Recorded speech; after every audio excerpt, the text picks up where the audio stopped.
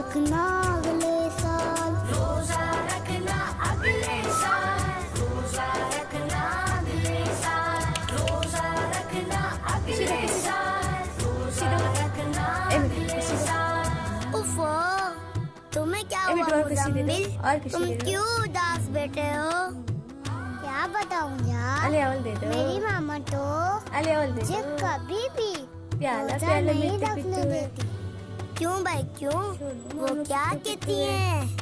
मेरी मामा कहती हैं, जिन्हें बड़ा और तुम छोटे, मान भी जाओ ना मेरे बेटे। भूख लग मिट्टू